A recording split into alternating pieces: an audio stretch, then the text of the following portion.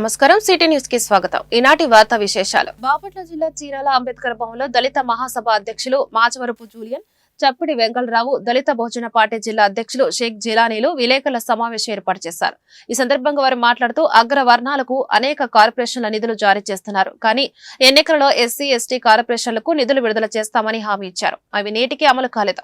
మమ్మల్ని సమాజానికి దూరంగానే ఉంచుతున్నారు. ఇప్పటికైనా మాకు న్యాయంగా చెందవలసిన నిధులు జారీ చేస్తారని ఆశిస్తున్నామని తెలిపారు. ఈ కార్యక్రమంలో కొండమూరి ప్రకాష్, శవలపేట నత్తా టీంకు తూదోటి సాయి కుమార్ తదితరులు పాల్గొన్నారు. ఎస్సీలు, ఎస్టీలు సామాజికంగా ఆర్థికంగా డాక్టర్ బిఆర్ అంబేద్కర్ గారు ఆ రోజుల్లో మరి వీళ్ళ యొక్క అభివృద్ధికి కొన్ని ప్రత్యేకమైన రాయితీలు ఇవ్వాలని ఈ రిజర్వేషన్ కల్పించడం జరిగింది. అవి అస్పృశ్యతను అంటరానితనానికి గురవుతూ సమాజానికి దూరంగా నెట్టేయబడిన జనాల కోసం ఈ రిజర్వేషన్ అనేది ఆ రోజు క్రియేట్ చేశాడు. అయితే ఇప్పుడు ఈ ఎస్సీలు కూడా అవేర్నెస్ చెంది అంబేద్కర్ ఆలోచన విధానంతో చదువుకొని అందరూ కూడా ఈ దేశంలో జరుగుతున్న అన్యాయాన్ని అక్రమాన్ని ప్రశ్నించే స్థాయికి వచ్చారు. దాన్ని చూసి తట్టుకోలేనటువంటి ఈ అగ్రవర్ణ మనువాద పార్టీలు ఈ ఎస్సీని ఎలాగైనా విడగొట్టాలి, లేకపోతే వీళ్ళు రాజ్యాధికారం కోసం చూస్తూ ఉంటారు. రాజ్యాధికారం కోసం వీళ్ళు చూపు లేకుండా వీళ్ళని వర్గీకరణ పేరుతో కొట్టాడుకోవాలనే ఉద్దేశంతో ఈరోజు ఎస్సీని వర్గీకరణ చేయాలని చూస్తున్నారు. రాజీవ్ రంగా మిషన్ వేసిన కమిషన్ అనేటువంటిది ఏదైతే ఉందో అది కూడా పూర్తిగా రాజ్యాంగ విరుద్ధం. మరి ఈరోజు భారతదేశంలో ఉన్న జనాభా అప్పటి జనాభా కంటే అప్పుడు 15% ఉంటే ఈరోజు 25% జనాభా ఉన్నారు. మరి ఈ జనాభాకి తగ్గట్టు రిజర్వేషన్ ఇంప్లిమెంట్ చేస్తున్నారా? మరి గతంలో పెట్టిన 15% కూడా రిజర్వేషన్ ఇంప్లిమెంట్ కాలేదు. ఎందుకంటే ఎస్సీల్లో 8% రిజర్వేషన్ ఇంప్లిమెంట్ అయ్యింది. నుంచి రాష్ట్ర ప్రభుత్వం నియమించినటువంటి రాజీవ్ రంజన్ మిశ్రా ఏకసభ్య కమిషన్ నివేదికని నిన్న క్యాబినెట్ ముఖ్యమంత్రి ఆధ్వర్యంలో ఆమోదించడం జరిగింది. ఈ ఆమోదాన్ని దళిత మహాసభ దళిత సంఘాల ఐక్యవేదిక తీవ్రంగా ఖండిస్తూ ఈ నిరసన కార్యక్రమం ఏర్పాటు జరిగింది. ఈ కార్యక్రమం ద్వారా మేము చంద్రబాబుకి ఒక హెచ్చరిక జారీ చేస్తూ ఉన్నాం. సామాజిక న్యాయం అని చెప్పేసి మీరు మాట్లాడుతూ ఉన్నారు. ఓసీలకు సంబంధించి 8% ఓసీలు ఉంటే నువ్వు 10% రిజర్వేషన్ ఇస్తూ ఉన్నావు.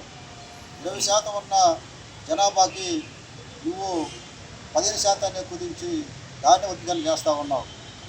అంటే 50% పైగా ఉన్నటువంటి బీసీలకి 20% అమలు చేస్తూ ఉన్నావు. అంటే సామాజిక న్యాయం అనేది మీకు అర్థమవుతుందనేది తెలుసుకోవాలని మేము కోరుతూ ఉన్నాము. అయితే గతంలో 1999 సంవత్సరంలో ఈరోజు మన రాష్ట్ర ప్రభుత్వం ఒక దారుణం అంటే అసలు యాక్చువల్గా అయితే అది ఎస్సీ కమిషన్ నివేదిక తీసుకొని ఇక్కడ మనకి నివేదిక కమిషన్ వేయాలి. ఇక్కడ కమిషన్ వేసి అంతే కమిషన్ ఎస్సీ కమిషన్ పెట్టడం అంత దారుణంగా ఇది గ్రహించాలి. ఎందుకంటే ఎన్నో సంవత్సరాలు కలిసి ఉన్న మన మాన సోదరులు మాటల సోదరుల మీద చిచ్చు పెట్టాలని చేయడం చాలా దారుణం.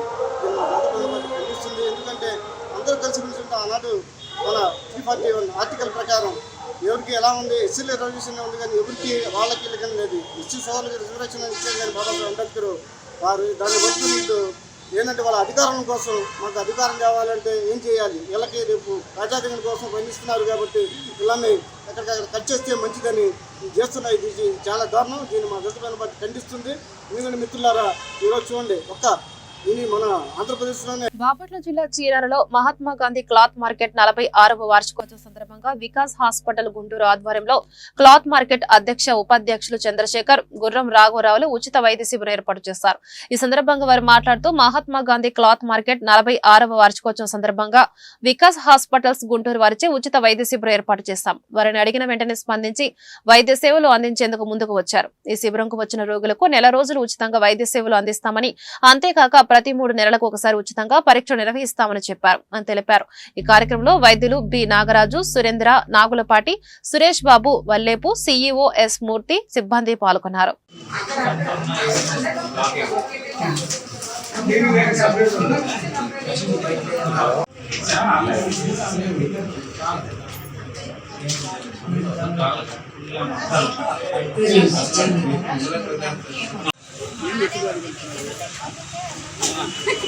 ఏంటైనా ఏతోనైనా మాట్లాడింది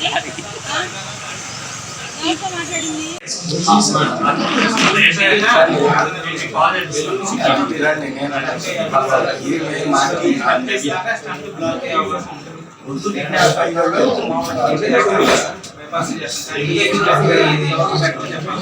సురేష్ గారికి మా Mahatma Gandhi cloth market president గారు పొలమాలంకృతిని మా శాలలో అది దుస్సాదులు అలంకరిస్తున్నారు.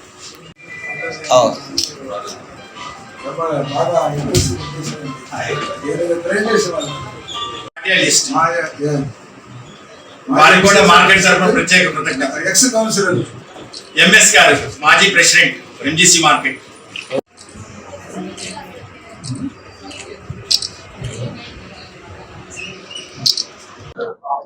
మహాత్మా గాంధీ క్లాత్ మార్కెట్ 46వ వార్షికోత్సవం సందర్భంగా గుంటూరు వికాస్ హాస్పిటల్ ద్వారా ఏర్పాటు చేసినటువంటి ఉచిత మెడికల్ క్యాంప్ కి చాలా రెస్పాన్స్ వచ్చింది.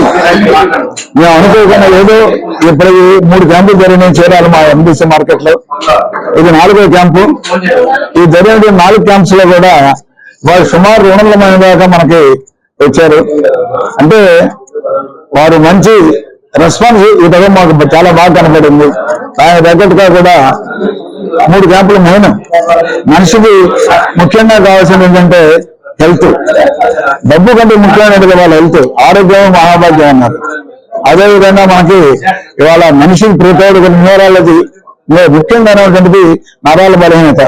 వయసు పెరిగిన తర్వాత వచ్చేటువంటి నరాల బలహీనత వస్తుంటుంది. సరిగ్గా వాళ్ళ మెడిసిన్ గా చాలా మంది వాడుకునే పరిస్థితులు ఉండదు. అటువంటి మనకి న్యూరాలజీ అట్టనే కార్డియాలజీ. ఇవాళ ప్రతి వాళ్ళ ఆలోచన విపరీతంగా పెరిగిపోతుంది. డబ్బు ఎప్పుడు సంపాదన. ఇవాళ ఎంజీ మార్కెట్ 46 వార్షిక సందర్భంగా సార్ వాళ్ళతో అందరితో వాళ్ళని అడిగి వికాస్ హాస్పిటల్ తరఫున ఇవాళ మేము ఇక్కడ క్యాంప్ చేయడం చాలా ఆనందంగా ఉంది. ఈ క్యాంప్ లో అంతా సూపర్ స్పెషలిస్ట్ డాక్టర్స్ ఉన్నాము. సార్ కార్డియాలజిస్ట్, నేను న్యూరాలజిస్ట్, భాస్కర్ సర్జన్ డాక్టర్స్ కూడా ఎంతో ఒక బృందంగా అయ్యి ఇక్కడ ఉన్న మార్కెట్ ఉన్న పేషెంట్స్ కి సర్వీస్ చేద్దామని మేము వాళ్ళ ఈ క్యాంప్ పెట్టడం జరిగింది. దీంట్లో ఈ క్యాంప్ లో కూడా మనం ఇన్వెస్టిగేషన్స్ కూడా చేస్తున్నాము. ఎలా అంటే బీపీ చెక్ చేయటాలు అండ్ షుగర్ పరీక్షలు అండ్ మరి చీరాలని చిన్న బొంబాయిగా పేరు కాంచినటువంటి మహాత్మా గాంధీ క్లాత్ మార్కెట్ 46 సంవత్సరాల వార్షికోత్సవం. మరి 46 ఏళ్ల నుంచి ప్రజలకి వస్త్ర సేవలో అనేక రంగాల్లో ముందున్నటువంటి మరి చీరాల మహాత్మా గాంధీ క్లాత్ మార్కెట్ 46వ వార్షికోత్సవం సందర్భంగా వికాస్ హాస్పిటల్స్ గుంటూరు వారి సహకారంతో ఈ రోజు మెగా మెడికల్ క్యాంప్ అనేది ఇక్కడ నిర్వహించడం జరుగుతుంది. దీంట్లో గుండెకు సంబంధించిన వ్యాధులు, అట్లానే న్యూరాలజీ, అట్లానే వెరికోసా ప్రాబ్లమ్స్ ఉన్న వాళ్ళకి డాక్టర్స్ మరి గుంటూరు నుంచి ఇచ్చేసి 3 స్పెషలిస్ట్ డాక్టర్స్ ఈ రోజు ఈ యొక్క చీరాల ప్రజలకు అవసరమైనటువంటి సేవలు అందిస్తున్నారు. వారందరూ కూడా మేము ప్రత్యేక కృతజ్ఞతలు తెలియజేస్తున్నాము. అట్లానే వీరు ఈ 200 మంది ఇప్పుడు ఈ రోజు మహాత్మా గాంధీ క్లాత్ మార్కెట్ 46వ వార్షికోత్సవం సందర్భంగా మేనేజ్మెంట్ కమిటీ ప్రెసిడెంట్ గారు, ట్రెజరర్ గారు, సెక్రటరీ గారు అందరూ కూడా మా హాస్పిటల్ ని అప్రోచ్ అయ్యి సూపర్ స్పెషాలిటీ సేవలు అందిస్తే బాగుంటుందండి. మా వాళ్ళకి వాస్కులర్ ప్రాబ్లమ్స్ ఉంటాయి, హార్ట్ ప్రాబ్లమ్స్ ఉంటాయి, న్యూరాలజికల్ ఇష్యూస్ ఉన్నాయంటే ఈ 3 డిపార్ట్మెంట్స్ లో neurology, vascular surgery and cardiology department లో క్యాంప్స్ ని కండక్ట్ చేస్తా ఉన్నాము. ఈ క్యాంప్ నందు ఉచితంగా ఇన్వెస్టిగేషన్ చేస్తున్నాము. ఈసీజీ, జిఆర్బిఎస్ కానీ, BP, height and weight, BMI index కానీ, దీంతో పాటుగా కలర్ డాప్లర్ ఇన్వెస్టిగేషన్స్ కూడా చేస్తా ఉన్నాము. అయితే సార్ అడ్వైజ్ మేరకు ఇంకా మళ్ళీ నెక్స్ట్ 3 months లో కూడా ఇంకో క్యాంప్ ని ఇట్లా ఫాలోఅప్ క్యాంప్ లాగా చేస్తాము. అందరికి అవైలబిలిటీలో మా సర్వీస్ ఉంచుతాము అని ఈ విధంగా ఈ ప్రెసిడెంట్ గారికి మనం తిరుపతి జిల్లా నాయుడుపేట గ్రామ దేవత పోలేరమ్మ జాతరను మే నెల 6, 7 తేదీలు నిర్వహిస్తున్నట్లు ఆలయ ఈవో రవికృష్ణ తెలిపారు. అనంతరం సంప్రదాయంగా విన్నమాల గ్రామంలో శ్రీ పోలేరమ్మ ఆలయ పెద్దకాపు 6వ భూమి శ్రీనివాసులు రెడ్డికి జాతర నిర్వాహకులు నేటి ఉదయం 6 గంటలకు తాంబూలం అందించారు. ఈ నెల 25వ తేదీన మొదటి చాటింపు, మే నెల 4వ తేదీన ఘట్టం, 6, 7 తేదీల్లో అమ్మవారి నిలుపుదల, ఊరేగింపు నిమజ్జనతో జాతర వేడుకలు ముగుస్తాయన్నారు. ఈ కార్యక్రమంలో పోలేరమ్మ అమ్మవారి భక్తజనం, విన్నమాల గ్రామస్తులు తదితరులు పాల్గొన్నారు.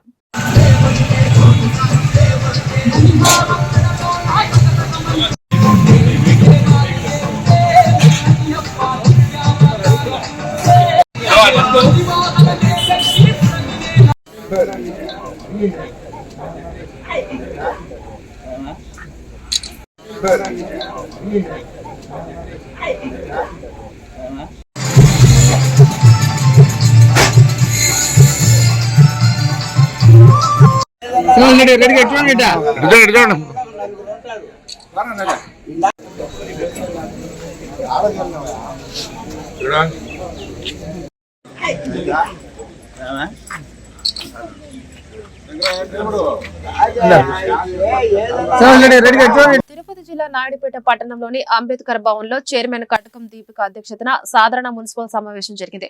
ప్రజా ఆరోగ్య దోమలు, పారిశుద్ధ్య నిర్మూలన నిధులు వినియోగం తదితర అంశాలపై సభ్యులు చర్చించారు. కమిషనర్ ప్రజారుల్లా, మున్సిపల్ కౌన్సిల్ సభ్యులు తదితరులు ఈ కార్యక్రమంలో పాల్గొన్నారు.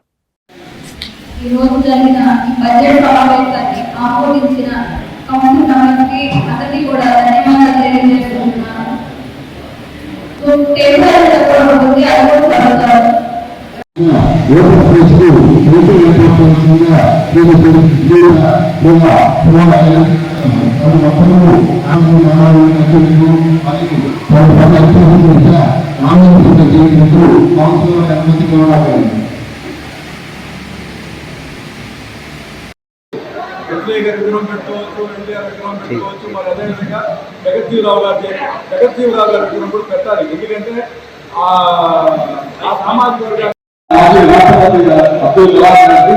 ఈ 2 విగ్రహాలు పెట్టాలి, స్థలం కేటాయించిందని చెప్పి గతంలో 2-3 సార్లు అనుకున్నాను. 2014 నుంచి ఇస్తున్నాను, మళ్ళీ 2020 నుంచి 2025 కూడా ఉన్నాను. సమావేశానికి అందరికీ ధన్యవాదాలు తెలియజేసుకుంటూ ఈరోజు నిర్వహించిన బడ్జెట్ సమావేశాన్ని అందరూ కౌన్సిలర్ కూడా ఆమోదించడం జరిగింది. అలాగే సలహాల సమావేశం కూడా జరగడం జరిగింది. అందులో మీరు చెప్పిన సలహాలన్నింటినీ తీసుకొని ఇంకా ముందుకు వెళ్ళేదానికి, మీ అందరి ఆలోచనలు ముందుకెళ్ళేదానికి కూడా ప్రయత్నం చేస్తాము. అలాగే ఈ బడ్జెట్ అవ్వదు మరియు మన కౌన్సిల్ ఏర్పడి 4 సంవత్సరాలు అయినా అందరికీ కూడా భోజనాలు అనేది పెట్టడం జరుగుతుంది. అందరూ కూడా అందరికీ కూడా ఈ కౌన్సిల్ సందర్భంగా, అదేవిధంగా కౌన్సిల్ 4 సంవత్సరాలు అయిన సందర్భంగా మన అందరికీ కూడా భోజన వసతి కల్పించడం జరిగింది. అందరూ భోజనం చేసుకుని మరి తప్పనిసరిగా అందరూ కూడా అన్నవాళ్ళని భోజనం ఇక్కడే. అదేవిధంగా నేను గౌరవ కౌన్సిల్ సభ్యులందరూ కూడా విజ్ఞప్తి, నిన్నటి లాస్ట్ మంత్ నెల్లూరు కార్పొరేషన్లో బకాయిలు కట్టట్లేదనే ఆలోచన మీద మినిస్టర్ గారు కమర్షియల్ అండ్ రెసిడెన్షియల్ సంబంధించినటువంటి ఒక్కరోజే అన్ని ఇళ్లకు సంబంధించిన కనెక్షన్స్ తీసేస్తే 15 కోట్లు కలెక్షన్ కేవలం ఒక్కరోజుకి. మరి ఆ అర్థమైనటువంటి మాకు కూడా వీడియో కాన్ఫరెన్స్ కూడా తెలియపరుస్తున్నారు. సుమారు మన పట్టణంలో ఇంటి పన్ను మీద 2 కోట్లు బకాయి ఉంది. అదేవిధంగా నీటి పన్ను కూడా సుమారు 1,14,00,000 బకాయి ఉంది. మరి ఉన్నది సమయం చాలా తక్కువ. మార్చి 30కి మనం ఫైనాన్షియల్ క్లోజ్ అయిపోతుంది కాబట్టి ఇంతకుముందు మన కమిషనర్ ఉన్నాడు, ఆయన అయితే మాకు రాయి కట్టి మరో అమరావతి చూపించాడు. అప్పట్లో ఇక్కడ షాపింగ్ కాంప్లెక్స్, అక్కడ షాపింగ్ కాంప్లెక్స్, షాపింగ్ కాంప్లెక్స్ అన్ని. అది తర్వాత అడిగింది తమరు వచ్చారు. తమరు ఆఫీస్కి మనం ఆ కొట్టు మీద పెట్టాలన్నారు. పెట్టండి సార్, బేసిక్ గా ఉంటుంది, సెంట్రల్ డెవలప్మెంట్ అవుతుంది, కనీసం మనకైనా మస్తు ఉంటుంది. ఆ ఇరుక్కొని ఆ సచివాలయాలు మీరు బాత్రూమ్ లేక ఏమి లేకుండా ఇబ్బంది పడిపోతుంటే వయసు అయిన వాళ్ళకి మేకప్ వేస్తున్నట్టు ఆ బిల్డింగ్కే మీరు మేకప్ వేసుకుంటున్నారు. ఇప్పుడు కొత్తగా మన గౌరవ ఎమ్మెల్యే గారు ఒక 50 సీట్లు ఇచ్చారు. ప్రభుత్వం నుంచి డబ్బులు వచ్చేది ఎప్పుడు, అక్కడ కట్టేది ఎప్పుడు, అది ఓపెన్ అయ్యేది ఎప్పుడు, అది కూడా ఒక బ్యాక్ కృష్ణ. ఇప్పుడు నేను అడిగేది నేను పోయినసారి మనం ఒక అజెండా పెట్టుకున్నాం, స్థలాల గురించి మాట్లాడుకున్నాం. నేను క్లియర్ కట్ గా ఎక్స్ప్లెయిన్. రొంపిచెర్ల మండలంలో మర్రిచెట్టుపాలెం గ్రామంలో వెంచేసి ఉన్న వీరాంజనేయ స్వామి ఆలయం 44 వార్షికోత్సవ తిరునాళ్ల వేడుకలు బుధవారం ఘనంగా జరిగాయి. ఈ సందర్భంగా ఆలయాన్ని విద్యుత్ దీపాలతో అందంగా అలంకరించారు. ఆలయ పూజారులు ఆలయంలో స్వామివారిని ప్రత్యేకంగా అందంగా అలంకరించి విశేష సహస్రనామ కుంకుమార్చన పూజలు, అలంకరణ పూజ నిర్వహించారు. గ్రామస్తులు, పరిసర గ్రామస్తులు, మహిళలు, భక్తులు అధిక సంఖ్యలో ఆలయాన్ని సందర్శించి ప్రత్యేక పూజ నిర్వహించారు. మహిళలు ఆలయ ఆవరణలో పొంగలు చేసి మొక్కుబడులు చెల్లించుకున్నారు.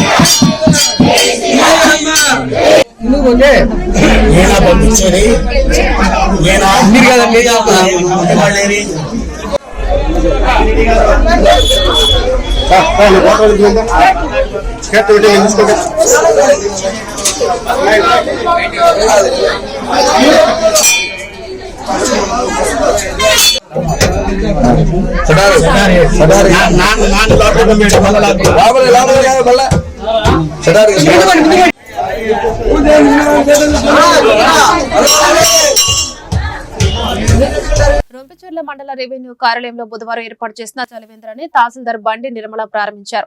వేసవిలో కార్యాలయానికి వచ్చే ప్రజలకు కార్యాలయ సిబ్బందికి చలివేంద్రం దాహార్తిని తీర్చుతుందని అన్నారు.